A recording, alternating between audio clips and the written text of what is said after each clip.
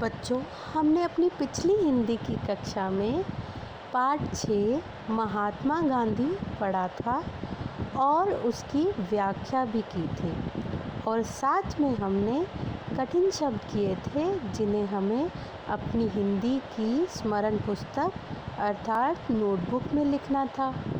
और आज इस हिंदी की कक्षा में हम क्या करेंगे? हम करेंगे अभ्यास कार्य। तो आइए बच्चों, करते हैं अभ्यास कार्य। जो सबसे पहले हम करेंगे शब्दार्थ। शब्दार्थ में सबसे पहले है आदर, सम्मान, विरुद्ध, खिलाफ, अत्यंत, बहुत अधिक, अछूत, हरिजन, प्रारंभ, शुरू, निधन, मृत्यु, अत्याचार, जुल्म, अन्याय, अहिंसा, किसी प्राणी को ना मारना, दहलना, कांपना, शोक, अत्यधिक दुख। बच्चों, ये शब्द अर्थ हैं जिन्हें आपको अपनी पाठ्य पुस्तक में से बार बार पढ़कर याद करना है।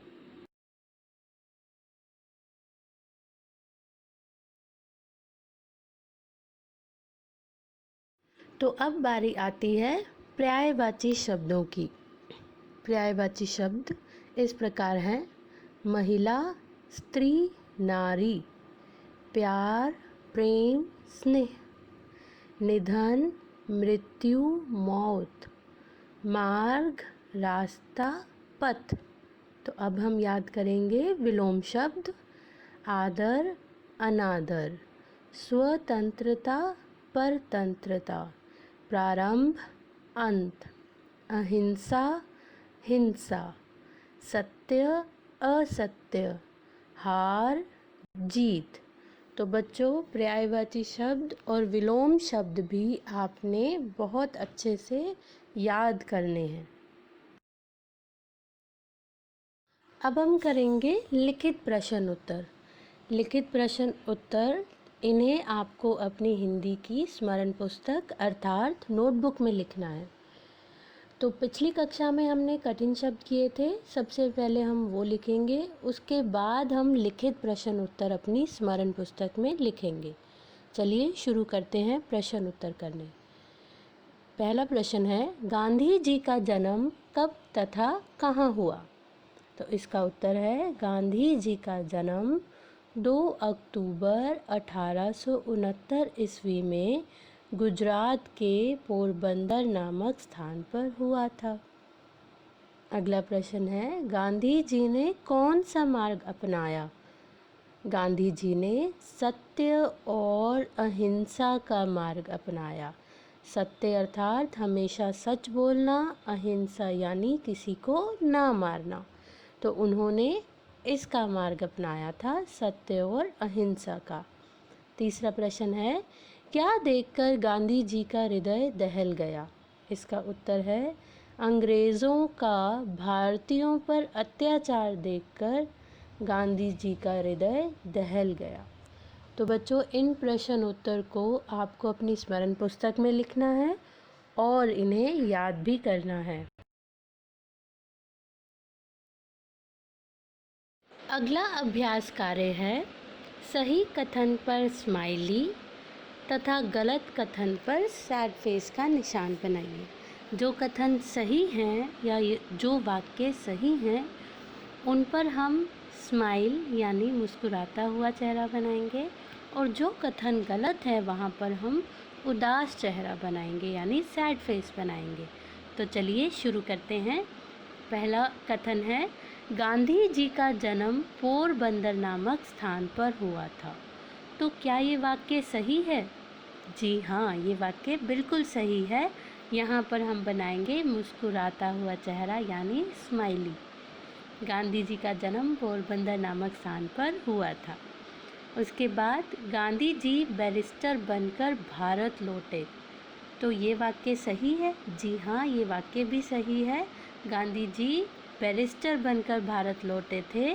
तो यहाँ पर भी हम स्माइली बनाएंगे। तीसरा वाक्य है गांधी जी की माता धार्मिक विचारों की महिला थी। तो गांधी जी की माता धार्मिक विचारों की महिला थी, ये वाक्य सही है। जी हाँ, ये वाक्य भी सही है। तो यहाँ भी हम स्माइली बनाएंगे। तो यहाँ तीनों जो वाक्य हैं, तीनों कथन सही हैं, तीनों पर ही स्माइली आएगी, मुस्कुराता हुआ चेहरा आएगा। और इसके साथ ये जो अभ्यास कार्य है आपको अपनी पाठ्य पुस्तक में करना है और याद करना है। अब इस अभ्यास कार्य में कुछ उत्तर दिए गए हैं और हमें उसके प्रश्न बनाने हैं। ज़्यादातर क्या होता है कि प्रश्न हमें दिए होते हैं और हम उनके उत्तर पाठ में से ढूंढकर लिखते हैं, पर यहाँ इस अभ्यास कार्य में उत्तर दिए हुए हैं और उसके हमें प्रश्न बनाने हैं। तो ये बहुत मज़ेदार अभ्यास कार्य है और इस अभ्यास कार्य को आपको अपनी हिंदी की स्मरण पुस्तक में करना है, अर्थात नोटबुक में लिखना है लिखित प्रश्न उत्तर के बाद। चलिए शुरू करते हैं। पहला उत्तर है गांधी जी उच्च शिक्षा प्राप्त करने के लिए इंग्लैंड गए। तो इसका प्रश्न क्या बनेगा? गांधी जी उच्च शिक्षा प्राप्त करने के लिए कहाँ गए? और जब भी हम प्रश्न बनाएंगे साथ में प्रश्न चिन्ह जरूर लगाएंगे, प्रश्न चिन्ह अर्थात क्वेश्चन मार्क। चलिए आगे बढ़ते हैं। गांधी जी ने सत्य और अहिंसा का मार्ग अपनाया। इसका प्रश्न बनेगा गांधी जी ने कौन सा मार्ग अपनाया, और प्रश्न चिन्ह लगाएंगे। तीसरा उत्तर है महात्मा गांधी का पूरा नाम मोहनदास करमचंद गांधी था। तो इसका प्रश्न बनेगा महात्मा गांधी का पूरा नाम क्या था, और साथ में हम प्रश्न चिन्ह लगाएंगे। तो देखा आपने, ये अभ्यास कार्य कितना आसान था। इसे भी आपको अपनी हिंदी की स्मरण पुस्तक अर्थात नोटबुक में लिखना है और याद करना है।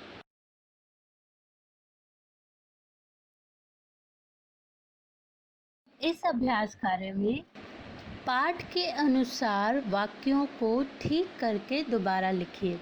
यहाँ कुछ वाक्य दिए गए हैं जिसमें जानकारी गलत दी गई है, यानी कुछ बातें हैं जो गलत लिख दी गई हैं।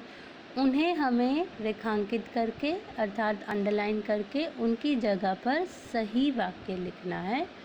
और ये अभ्यास कार्य हम अपनी हिंदी की पाठ्य पुस्तक में करेंगे।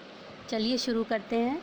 सबसे पहले है महात्मा गांधी का जन्म कानपुर में हुआ था। तो यहाँ हम सब जानते हैं कानपुर शब्द जो है गलत है, इसे हम रेखांकित कर लेंगे अपनी पाठ्य पुस्तक में और नीचे दी गई जगह में हम इसका सही वाक्य लिखेंगे।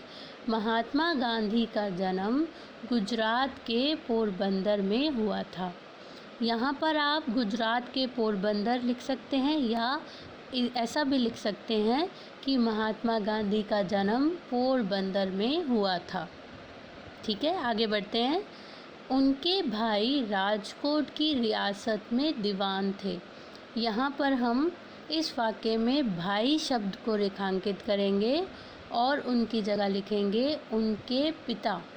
उनके पिता राजकोट की रियासत में दीवान थे। आगे बढ़ते हैं। वहाँ से चिकित्सक बनकर भारत लौटे। हम जानते हैं कि महात्मा गांधी जी चिकित्सक बनकर भारत नहीं लौटे थे, वहाँ से बैरिस्टर बनकर भारत लौटे।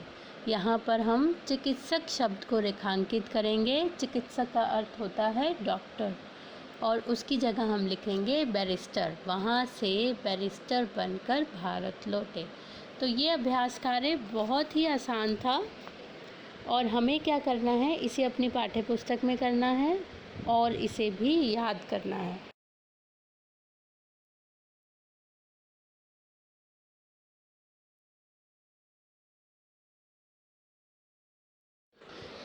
सही उत्तर पर टिक या सही का निशान लगाइए। अब इस अभ्यास कार्य में हमें एक वाक्य दिया गया है और उसके 4 विकल्प अर्थात 4 ऑप्शंस दिए हुए हैं।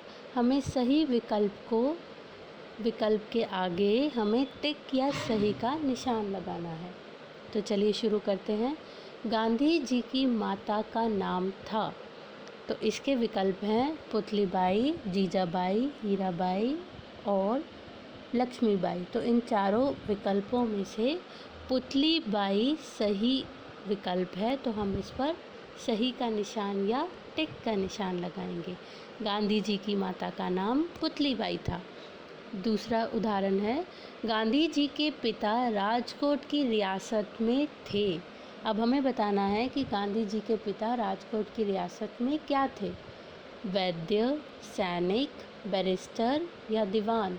तो इन चारों विकल्पों में से दीवान विकल्प सही है, वहाँ पर हम टिक का निशान या सही का निशान लगाएंगे।